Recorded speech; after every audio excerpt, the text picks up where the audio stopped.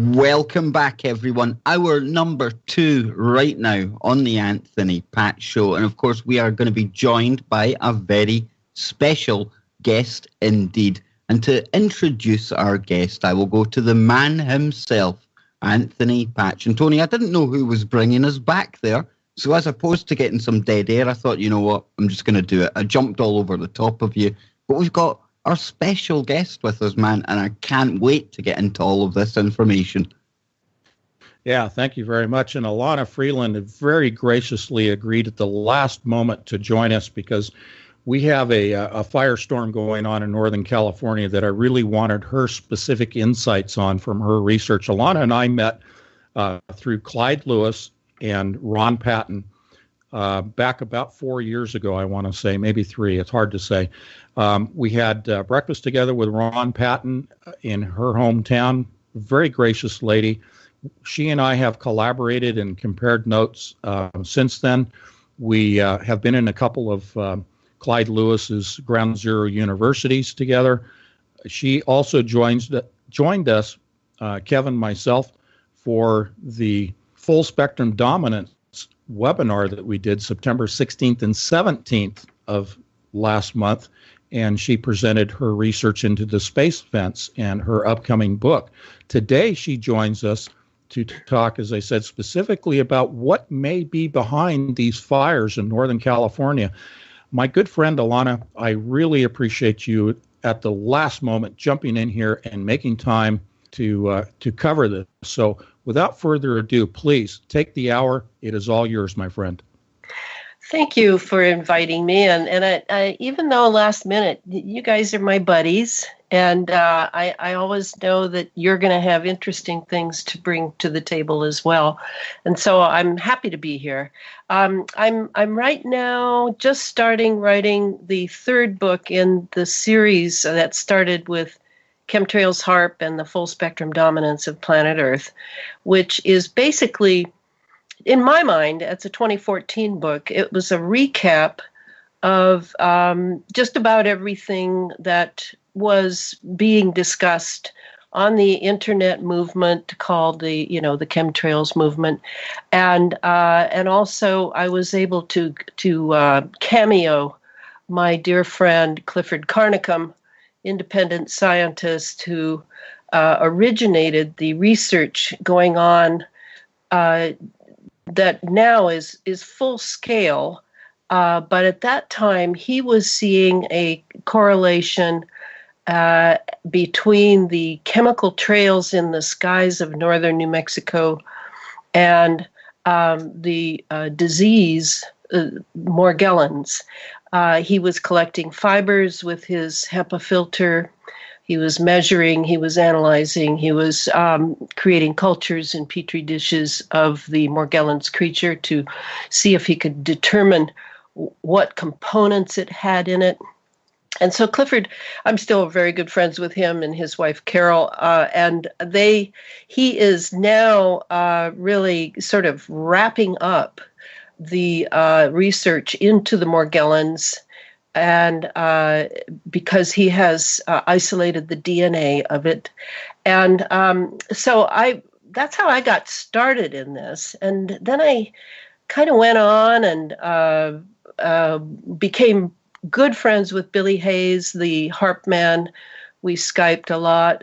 Billy really tutored me in how the chemical trails worked with the ionospheric heaters around the Earth, and how it all was going to come to a supreme fruition through the space fence, which is really the reiteration or maybe the apotheosis of the old Star Wars project of the Reagan, Cheney, Bush era in the 80s, which had to be tabled then because the atmosphere could not support the large-scale military dreams of these men. And so now here we are, atmosphere ionized, post-HAARP, many ionospheric heaters all over the Earth now. Jim Lee at climateviewer.com or climateviewer.org, I think, has made an amazing interactive map that shows everything that the space fence depends upon for complete what I call planetary lockdown, an electromagnetic lockdown, full spectrum dominance, fulfillment of the military doctrine of full spectrum dominance. And that book, which basically looks piecemeal at every component of this massive system, that really the first person who gave me the clue to it was Dr. Rosalie Bertell, epidemiologist and Grey nun, who wrote a book about how planet Earth was being weaponized. So we're there. It's done. It's AI run. And now we who are not privy to national security files are picking up the pieces, following the breadcrumbs through the forest to figure out exactly what we are being subjected to, as will the generations coming. And that book will be out. It's called Under an Ionized Sky, From Chemtrails to Space Fence Lockdown. That will be out in January. I just finished the illustrations for Feral House. So now I feel I can pick up the third and final, I hope, book in this topic. And it has to do with, yes, what's happening in California with the fires. It has to do with so many things that it's just incredible how years ago, when I was doing research into a variety of topics having to do with the Santa Rosa government and corporate structure of the United States and what had happened to it since Kennedy's assassination. I even had two separate files, didn't quite yet put it together that chemtrails and ionospheric heaters like HAARP were connected.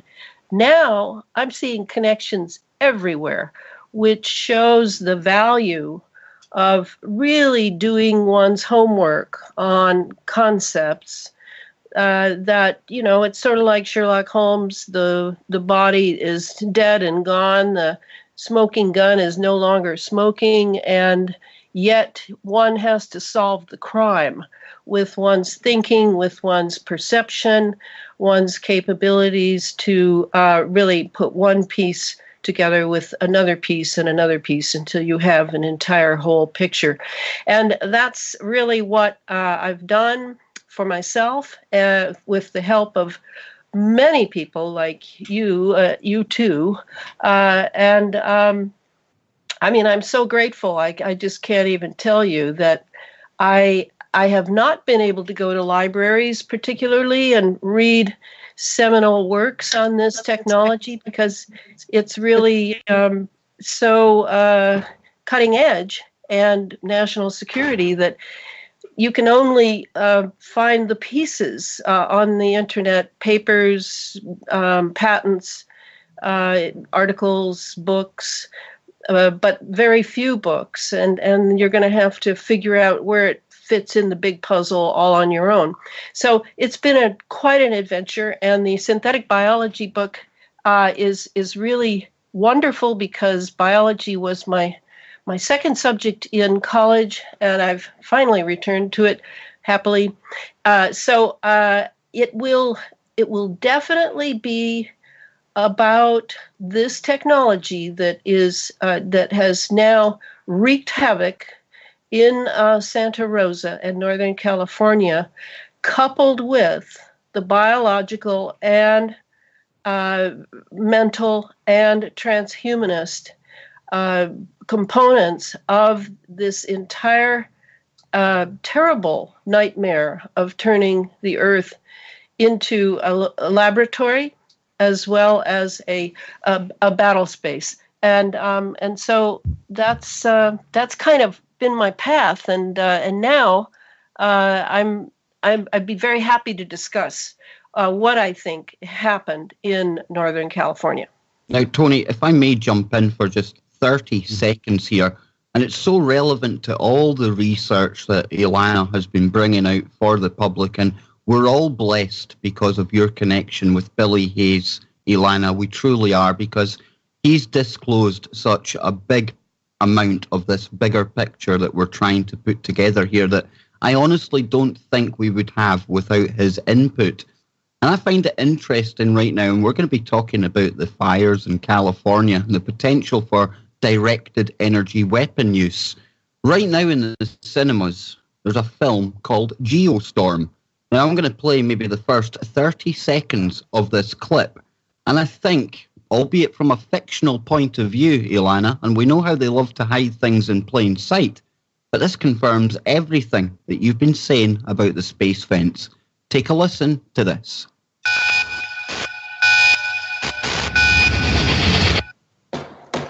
The Senate committee will now hear from Jacob Lawson, Climate ISS Chief Coordinator. May the record reflect that he was nearly 1 hour late. Yeah, sorry about that. I literally had to fly in from outer space.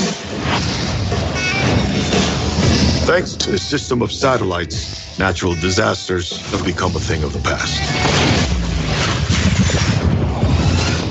We can control our weather. And of course, what they show you there, Elana, is an array of satellites seeding a hurricane cloud from above. And of course, it dissipates. But you flip the switch on that, and that shows you they had directly, albeit, like I say, in Hollywood, they're showing you the mechanism for controlling the weather, the climate, everything like that. And of course, with it being weaponized, directed energy weapons would come into this. And a lot of talk right now about the potential for that with the Californian fires. Yes, and I'm so glad you played that clip, because what's important to me too, along with the information and the being able to read the pieces together and see what they imply on a larger picture than just a small event, a small isolated event that physically and psychologically impacts only a few people in that area. Now we are all part of a huge psychological operation, a psyop, in which we are first subjected to events, and then those events will be explained to us in a fictional entertainment format. And what this does is it really pounds the nails into the cognitive dissonance. And it's brilliant. I have to say, even though these people are my enemies, I have to acknowledge the brilliance of how they have used all their PhDs in psychology and psychoanalysis in order to put together how people's minds function, how their souls function, what it is to live in an era of materialism in which you don't know one thing from another because the spirit has been completely taken out of everything, just like a vacuum. And I'm really looking forward to seeing this film, because this is beyond pre-programming. This is just in your face, just telling us what they've been doing now. And they haven't been exactly doing it for 20 years. They've been working on it for 20 years with various weather events, extreme weather events, in order to become really good at the algorithms and tweaking them and getting the frequencies tweaked in the right way, and so that they know what pulses do what where with the geomagnetism of various parts of the earth. I mean, this is a feat. This is an amazing feat, and they are, of course, feeling very godlike, and the God as gods, they are feeling completely comfortable with setting up events and decimating people's homes, their lives. This is all part of what nature was doing, so why shouldn't they do it? And that's sort of the mindset that I feel we're up against. And when I saw the California event unfolding, it was during, if you'll remember, it was, because it's very hard to remember, just a few days ago now, things are coming so hot and heavy. You remember the Las Vegas shooting, And my first thought when I was watching some of the footage coming out of that is, as many people on the internet were analyzing this and that and looking at some of the cell phones that had taken some clips, and that, it was just going maniacal. My first thought was, what is going on or about to go on that they are trying to distract us from? And I realized that if they were indeed setting up that false flag event in Las Vegas as a distraction, they did a very big distraction there, which meant to me that what they were doing somewhere else would have to be as big. And so when I realized what had gone on in Santa Rosa, I remembered in 2014, I did a book tour for Chemtrails HARP. And one of my stops was a few places in California, but one of which was in Weed, California, where I have good friends living, and I was going to give a talk near there. And I arrived in Weed on a September day, and as soon as I arrived, a very bizarre fire happened in Weed, right downtown. It was so strange. I was actually downtown at that time, not quite at my friend's place, which is further out. And I was checking my email, and Billy Hayes was right on top of it. And he was saying, he's so amazing. He knows so well how this technology works that he had already looked at some maps of the area and had looked at some of the electronics that were in the area and had realized how the fire had been started. It had been started at a relay up the hill from downtown and had been sent straight downtown to a very small area. It did not burn the entire town down. It was almost, and Billy and I agreed on this, it was almost as if it was my welcoming committee. I was there to give 2 talks. I had just come from, I was in Dane Wigington's territory, and I was going to give 2 talks on my book. So when I heard about the Santa Rosa fire, I took a really good look at it, and as fortune does, whatever you want to call fortune, God, it could be angels, it could be synchronicity in a Jungian sense. But I received, I was privy to one email in which someone, in fact, I think it was Matt Landman, who is the creator of the very good film Frankenskies. Matt sent me a complex of articles in an email, so I tracked them down. And then another friend sent me what his sister had said about the fire, because she was there and she was able to give an eyewitness account with her perceptions. And when I put the 2 of those things together, I had a full-blown picture of a directed energy weapon being used. You can use laser from high in the sky, up in above Earth in the near Earth orbit.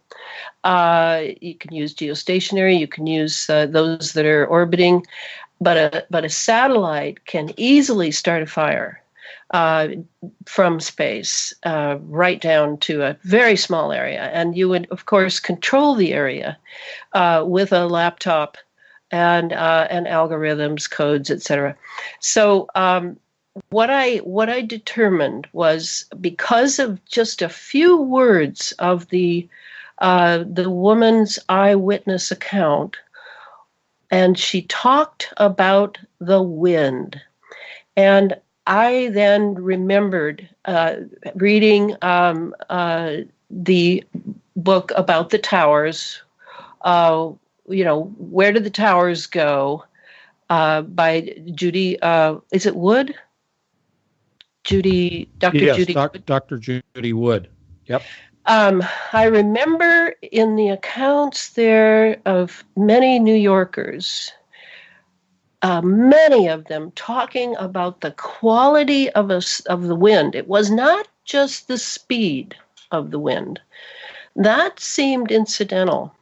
It was a certain quality that was described as supernatural, was described as frightening, terrifying, and that to me is the hallmark of scalar weaponry. Is it will, as it breaks through into space-time, and you understand that scalar waves are not subject to space-time the way electromagnetic waves are. When it breaks through into space-time, there is always this terrible wind, and then what happens at that point is molecular disintegration. And when I saw what Rick Duarte sent out regarding a drone footage of Santa Rosa post-fire when the smoldering had died down, I mean, it is horrific because you see absolutely vanished, disintegrated entirely buildings right next to still green trees standing along the streets like sentinels. Same thing as in New York with the towers. Exactly. I remember in one of the accounts of 9/11 that it was talking about how they found papers from the towers 6 miles away, and they were fine. So what you have is a targeting system that is just unparalleled. It can target whatever is the algorithm is set to do, and that's what I think happened in Santa Rosa, and that it was sort of veiled by the distraction going on in Las Vegas, one state away. Now, if we want to look at why would it be Santa Rosa?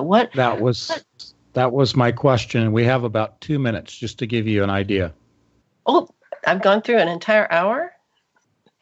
Nope, 2 minutes till the first break, and then we'll come back and let's talk about why Santa Rosa. You mentioned Sub Rosa, so folks can go and look at that while we're at the break. Take a look at Sub Rosa, because I think that's where you're headed, my friend. But yes, someone in chat said dustification. We're talking about the towers. But yes, do you think that it is, you speak of algorithm and frequency, are they targeting specific frequencies of the materials that they wish to burn, leaving the frequency, the wavelength, if you will, of trees, for example, out of that particular set of algorithms?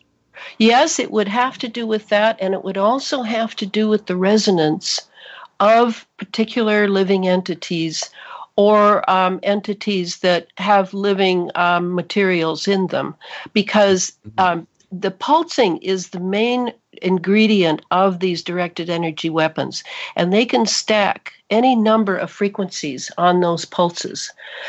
So that's kind of how I see it in the algorithm. Is it would, and this was quite a show. I mean, it wasn't New York, right? But on the other coast. Right. They needed another one on the West Coast. And then, I will talk about why I think it was Santa Rosa. All right. Kev, take us out to the break with your thoughts. Absolutely brilliant. And I just love listening to Elana talking about all these kind of technologies as well. And like I say, Billy Hayes, he has opened up so much of this picture to us. Without him, we really would still be scratching about in the dark when it comes to some of the space fence and the HAARP information. And continuing on from this conversation on Freaky Friday tonight, in hour number 2, we're going to be joined by our very own Jimmy Jeans from TFR Radio. He's going to be coming on to talk about his personal experience up around these fires. And very much like Elana here, he is of the belief that we're looking at directed energy weapons. So please don't go anywhere after after Anthony Pat Show, because Freaky Friday will be live this Friday the 13th. What a day for Freaky Friday, folks. And more of Elana and Anthony Patch after the break. Don't go anywhere. Real people, real radio. Wherever you are, make it TFR. Truth Frequency Radio. All right. Welcome back. This is Anthony Patch with my good friend Kev Baker, and our guest tonight is Elana Freeland. And Elana, please, contact information, topics, titles of your books. Let's give them where they can get a hold of more research from you. We're talking specifically about Santa Rosa and the fires that are going on there right now. We're talking about scalar wave technology, that this appears to be a targeted operation. And we're going to answer the question that Elana beat me to asking of her, and that is why? Why Santa Rosa? So give us your contact info, your books, and then let's move right into it, Elana. All right. So I have, up until now, I've only had Facebook sites. I have two closed Facebook sites. One is Elana Freeland, Chemtrails, HARP, and the Full Spectrum, which is dedicated to greatly the science and events that are surround this technology that I write about. And then the other site is Elana Freeland, Sub Rosa America, which is about the books I wrote. They're fictional format, but they're actually a history of the United States and what has happened to it since John Kennedy's assassination. So I've had those two. Now, a very wonderful woman named Vanity Styles, that's her pen name, is making a blog site for me, a website, and it's in process now, but you can see it. You can see all the little things we're doing to it at elanafreeland.com. And I will eventually be blogging there and perhaps have less of a Facebook presence, but that's not happening yet. Okay, so to answer my question, Tony's question that I beat him to, why Santa Rosa? I don't really know, but I do know a few things. I know that California has been in 5 years of drought, and that drought has been created and is sustained despite a couple of little floods that were allowed to happen there, just to see what soil would do that has been nano-aluminized for 5 years. And the soil did exactly what they probably thought it would, which was massive runoff and flooding. There was no absorption, almost no absorption. So California has been, along with New York on the other coast, I would say these two places have been experimental theaters for many years in a variety of ways, in sociological ways, science ways, education ways. It's almost as if they just want to see what the response will be on each of the coasts. All right, so that said, when this fire happened, and then that would include the Northern California fires, we had fires up here too, from Vancouver up in British Columbia. And the smoke was coming down to me here in Olympia. It was here for days on end. We were breathing the smoke to a much lesser degree than, of course, north of us. So these fires, any of them, are all aluminized. In other words, aluminum oxide is certainly one of the features of the chemical trails being laid by commercial and military jets. You can think of it as being part of JP-8 fuel. You can think of it as a separate system that is actually laying various chemical signatures in the sky for, yes, cloud cover. These are not normal clouds. These are plasma clouds, plasma being the fourth state of matter. The atmosphere is ionized, as I maintain, which means that it's like a huge antenna. And the reason it's being ionized is so that there is sort of a continuation from the ionosphere down into the lower atmosphere, is for many military operations that are ongoing. So you've got a lot of aluminum, and it's on the ground, it's in our lungs, it's in our blood, it's in our brain with the Alzheimer's and autism. It's I would assume the military looks at it as just part of the fallout from what they absolutely have to do for whatever they absolutely feel they need. So that said, these fires that are happening, all the firemen comment on it, all the pilots flying through these fires and spewing chemicals and water and whatever, they all say that this is not a normal fire. This is chemical fire. These are chemical fires, and that's why they get so bloody hot, and why they're just terrible for people to be around and breathe. So let me interject real quickly then. If these are chemical fires, and I do have a hazardous materials background, formal training, how is this extinguished? Is this simply going to be something that they surround, take a defensive posture, and, quote, let nature take its course? No, I remember the fire in Weed, California. They had helicopters laying a white phosphorus-looking material. Now, I'm not saying it was phosphorus, but that's what it reminded me of. Maybe you would know what that is, Tony, because they're using a chemical to fight chemical fire. Mm-hmm. Definitely. And that in itself is deleterious to our health. So, it's fight fire with fire, but fight chemicals with chemicals. But those two we have to breathe. Those two remain and linger for years, possibly, and certainly change the chemical configuration of forests, of the soil, of people's bodies, etc.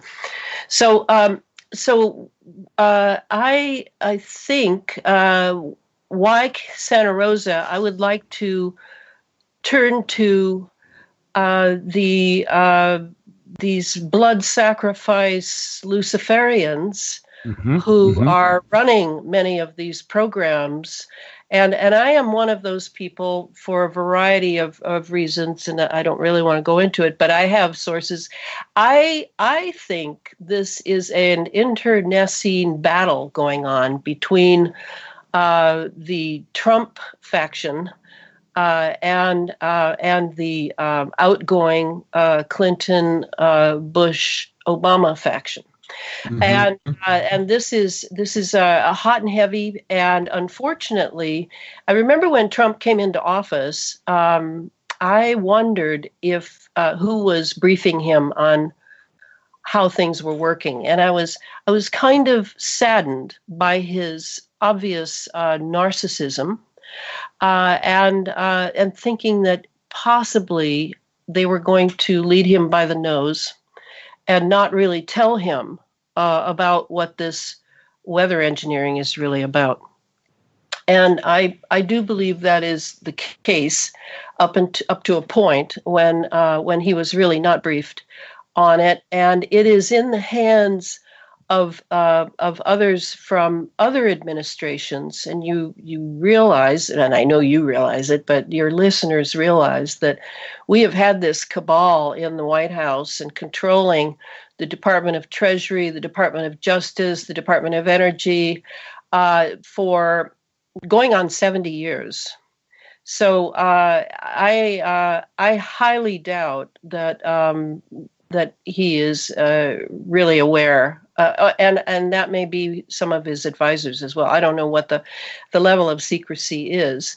I do know that much of the secrecy in Washington, D.C. is compartmentalized and need to know basis. So anyway, that said, what happened in Santa Rosa to me is a satanic operation.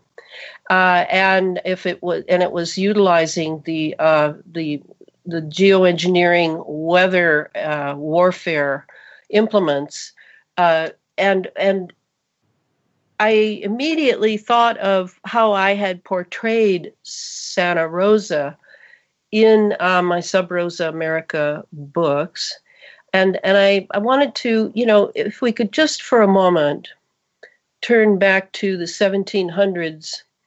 And the conquest, a very bloody conquest of the United States, many Native Americans dying, the Catholic priests coming in, first the Jesuits, then the Jesuits were barred and disallowed, and they were then replaced by the Franciscan monks, and among them was a monk trained in Malta, which is a very esoteric training. So he was very well prepared to come and examine the land of California, looking for the sacred sites that Native Americans had known were sacred. And by sacred, I think I'm talking about ley lines, I'm talking about geomagnetism, talking about power points on the Earth's sort of acupuncture body.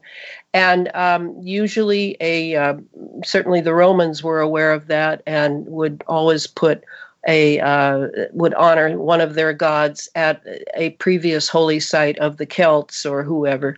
So this was going on in California as Father Junipero Serra made his way up the coast, founding one mission after another. And what he wanted was a rosary of missions.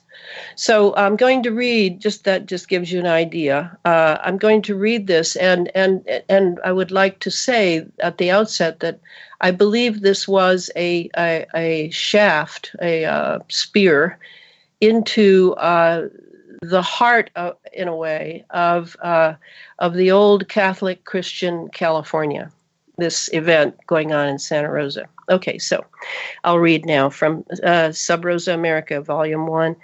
Between 1771 and 1782, Father Serra founded 6 more missions before dying in 1784.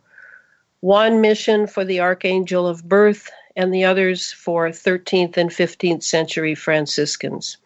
After his death, Father Fermin Francisco de Lasuen completed the rosary of 21 missions between 1786 and 1798, one for the Archangel of Christ's Countenance near Camp Roberts, another for the Archangel of Healing in San Rafael, 2 for 13th century kings, and 8 more, the Queen of the Missions, Santa Barbara, the Roman maiden beheaded by her father for becoming a Christian, Santa Ines, a 13-year-old Roman girl executed for refusing to sacrifice to Roman gods, the Immaculate Conception at Vandenberg Air Force Base, 60 miles northwest of Santa Barbara, Holy Cross at Santa Cruz, Our Lady of Solitude on Fort Romeo Road in Soledad, St. Joseph of Guadalupe, St. John the Baptist, San Juan Bautista,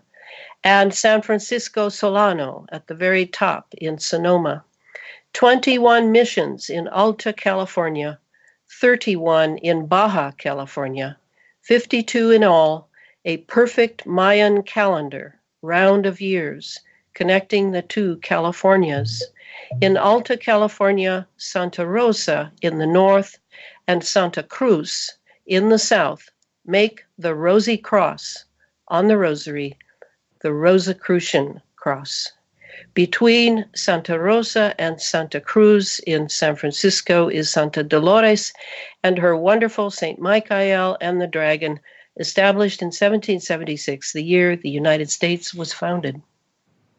So this is a little of our history of California, and I feel that this Santa Rosa, I certainly hope I'm not saying that if Santa Rosa has been hit, the next one to be hit will be Santa Cruz, which means the Saint Cross in the south of the Rosy Cross, the Rosicrucian Cross. I hope I'm not saying that. But it seems to me that Santa Rosa, given that these elites, many of whom are active Satanists, some of whom are simply caught in the web of what they have entered without knowledge, I know that they cling to esoterics. I was as soon as the event in Las Vegas happened, I was already writing up what I saw immediately, the numerology in the accounts, the names of some of the players that were being put forward. All of these things have meaning because if there's one thing I know about the esotericists and occultists who serve the dark side, they love to show how smart they are and how clever they are and how much they know. And they love to flaunt it in front of the profane. That's us. Profane means outside the temple. That would be the Masonic temple, by the way. They love to show us that they know so much and that we're going to miss everything because we're going to get caught up in sending blankets and money and thinking of the poor sufferers, which, of course, they never think about. So that's how I saw it with Santa Rosa. I've been there many times in my California days because I used to live in San Francisco, and it's also just a few miles from where Bohemian Grove is held every summer, every July. And I was wondering, I'd love to hear how Bohemian Grove fared, if it too was burned or not. Yeah, I would too. It's interesting. Yeah, my sister lives in Santa Rosa, and fortunately, her house has been spared, according to eyewitnesses that relayed that to her. She, of course, 2 days ago was evacuated, but it appears her house has been okay. I will find out from her specifically about Bohemian Grove because she lives just down the road from there, and that was one of my thoughts as well. You mentioned Santa Cruz. Now, Santa Cruz is just over the Santa Cruz Mountains from Silicon Valley. So my next question to you, related to why Santa Rosa, do you think that Santa Cruz is going to be those mountains there? They do have a lot more moisture because they're right there on the Pacific coast. But do you think Santa Cruz, perhaps those mountains could be the next target? Or do you think that there's a pocket of protection that's been provided around Silicon Valley itself?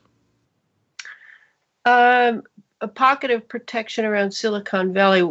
What kind of pocket of protection are you thinking of, Tony?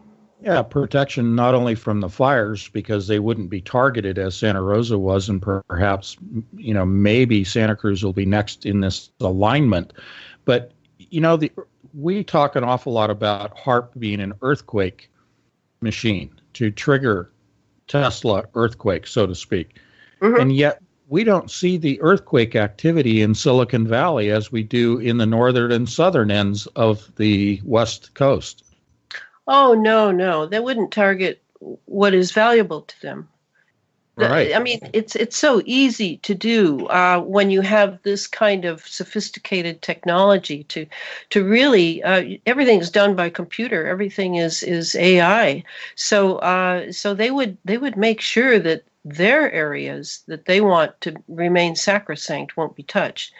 I mean that seems like a no-brainer to me. Am I missing something here? No. So I think by inference, by evidence of your statement there, the evidence that these events are not happening in Silicon Valley shows that by inference, these other areas are being targeted. I think is my point here is that they have put a hedge of protection around their little enclave in the Silicon Valley. Absolutely. Absolutely. No, I mean, this is just a military dream come true, this technology, because it can be so exact. And if you want to picture how it's doing it, I wouldn't picture lots of lasers zapping down together, but I would consider that for scalar target events, and I think I had this drawing up when I did your webinar, didn't I? Of Yes. 2 rays crossing over in the target area. And that's how we would look at this. Now, it could be 3 rays, but usually 3 rays are, you're looking at some sort of hologram that's being created. Either it could be a spaceship, it could be Mary Joseph and, I don't know, anything. Right. But in this case, I perceived it to be, I mean, again, it's, I think Rick Duarte sent me something that showed it was an aerial, that showed that it was only a square. It was literally a square was hit. It wasn't random like a natural event would be. It was like an algorithm would have it, like a laptop monitor would show before you press. So normal winds would not give you a linear progression that resulted in a square. Winds would be much more random. That's right. No, and that's how I see it. That's an interesting thing you brought up about Silicon Valley, and I agree. Santa Cruz, I'm trying to remember the military base near Santa Cruz, because Santa Cruz, there was a lot of satanic activity in Santa Cruz in the 90s. Fort Ord is in Monterey, just south of Santa Cruz. Fort Ord is where I was stationed when I was discharged. Okay. All right. Santa Rosa, I feel sad for those people. Of course, we have to bring in that this will be also a boon for disaster capitalism in the area. There'll be an economic boost and I would love to know if how much of I didn't pay attention, how much of Santa Rosa was gone, what the demographic is of the area that was toasted. Were they poor? Were they lower class? I'm sure they weren't upper class.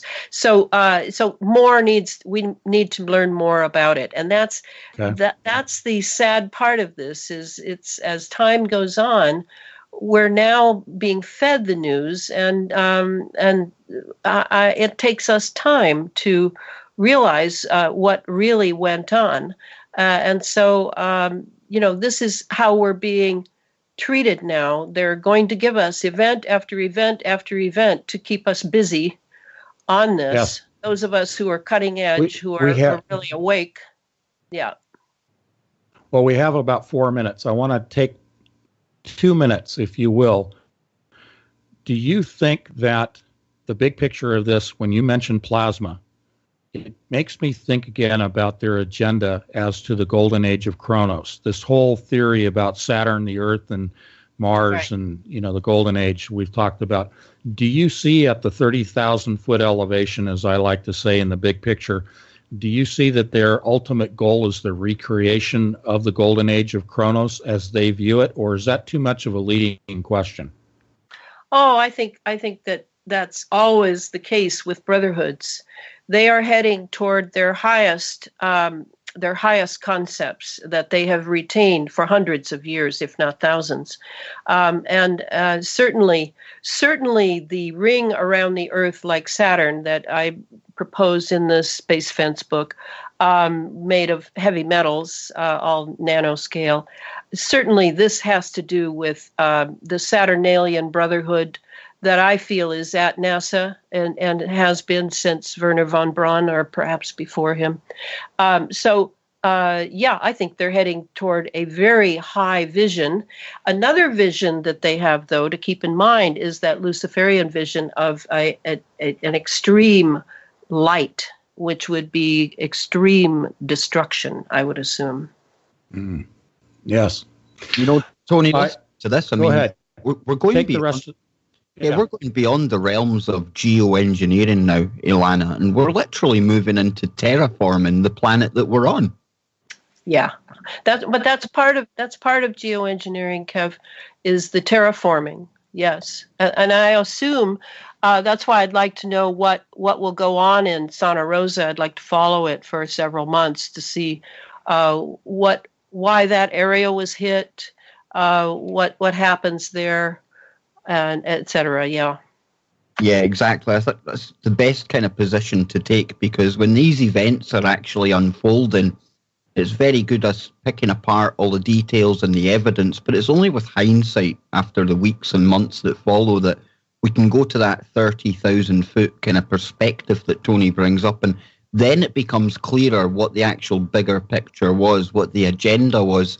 And I'm sure between myself, Tony, Elana, and so many others out there in the alternative media, we will keep watching what is going on here, and we'll be covering more of this in our number 2 tonight. And I believe, Elana, you're even going to be on Clyde Lewis's show later, right? Yes, he's going to have Dr. John Hall on, and I've been asked to come on. I'll be on at 9. John Hall's coming on at 8. That'll be absolutely fantastic. I'll be sure to catch that. And folks, we're almost out of time for another week. Tony, it flies by so fast, but we'll be back on Monday with more of the same information. And by the time... And thank you, Elana. Thank you. I just want to say that real quick. Thank you very much for coming on short notice. Yes. Well, you're my buddies. You're my friends. And, you know, by the time the weekend passes, folks, there'll be so much more to cover on this story and all the other topics that myself and Mr. Patch love to get into. And, of course, right after this show, Freaky Friday is coming up. And then after Freaky Friday, doesn't stop there, Chris and Cherie Geo will go live on Beyond the Veil. And then after that, it is the Paranormal Portal with Brent Thomas first. So for another week on the Anthony Patch Show, wherever you are, make it TFR. God bless you all. And corporate structure of the United States and what had happened to it since Kennedy's assassination. I even had 2 separate files, didn't quite yet put it together, that chemtrails and ionospheric heaters like HAARP were connected.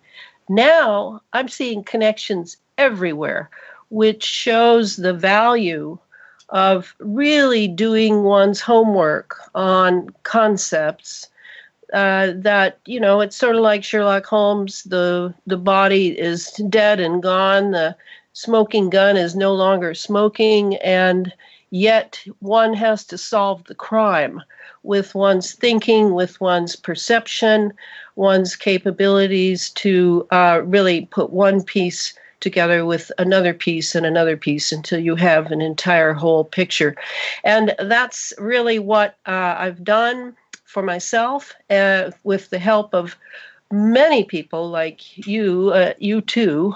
I mean, I'm so grateful. I just can't even tell you that I have not been able to go to libraries particularly and read seminal works on this technology because it's really so cutting edge and national security that you can only find the pieces on the internet, papers, patents, articles, books, but very few books. And you're going to have to figure out where it fits in the big puzzle all on your own.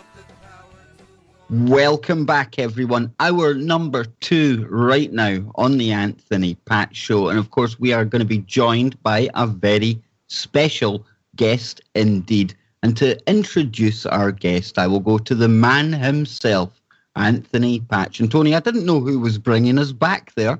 So as opposed to getting some dead air, I thought, you know what, I'm just going to do it. I jumped all over the top of you. But we've got our special guest with us, man, and I can't wait to get into all of this information.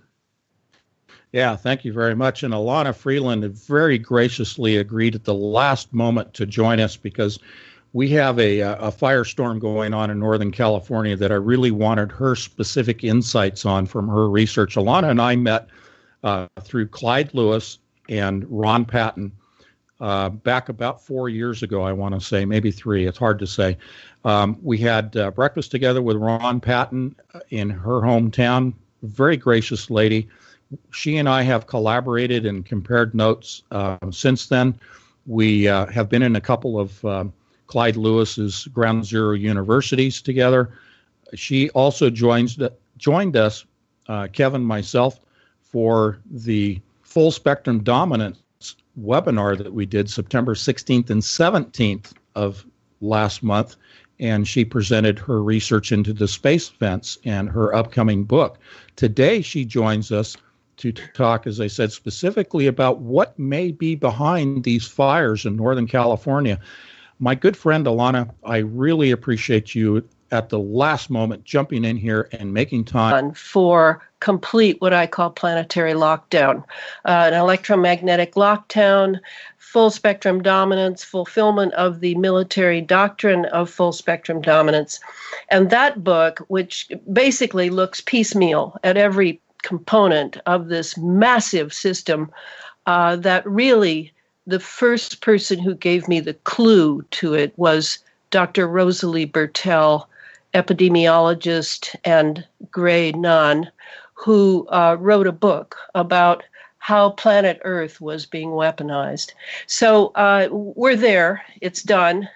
It's AI run.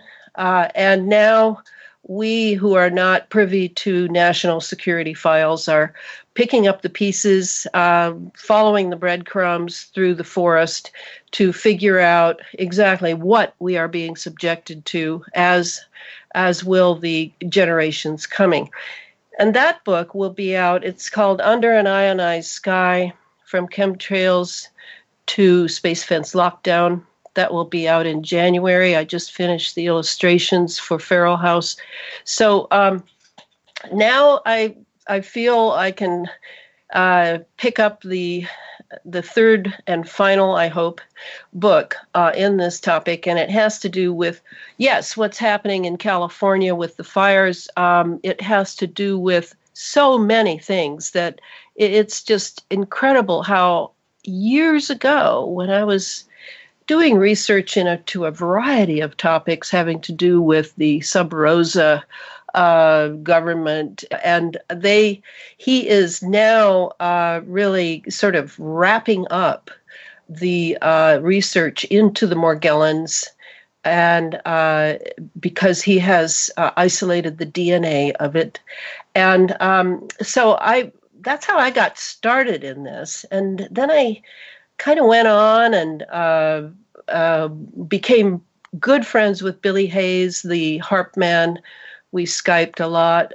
Billy really tutored me in how the chemical trails worked with the ionospheric heaters around the Earth, and how it all was going to come to a supreme fruition through the space fence, which is really the reiteration or maybe the apotheosis of the old Star Wars project of the Reagan, Cheney, Bush era in the 80s, which had to be tabled then because the atmosphere could not support the large-scale military dreams of these men. And so now here we are, atmosphere ionized, post-HARP, many ionospheric heaters all over the Earth now.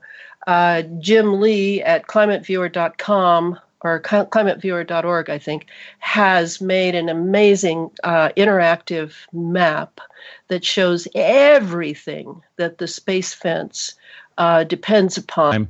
To cover this. So without further ado, please take the hour. It is all yours, my friend.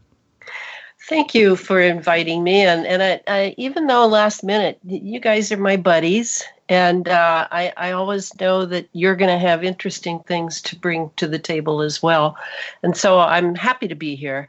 I'm right now just starting writing the third book in the series that started with Chemtrails, HARP, and the full spectrum dominance of planet Earth, which is basically, in my mind, it's a 2014 book. It was a recap of just about everything that was being discussed on the internet movement called the chemtrails movement, and also I was able to cameo my dear friend Clifford Carnicom, independent scientist who originated the research going on that now is full scale, but at that time he was seeing a correlation between the chemical trails in the skies of northern New Mexico and the disease Morgellons. He was collecting fibers with his HEPA filter. He was measuring, he was analyzing, he was creating cultures in petri dishes of the Morgellons creature to see if he could determine what components it had in it. And so Clifford, I'm still very good friends with him and his wife, Carol.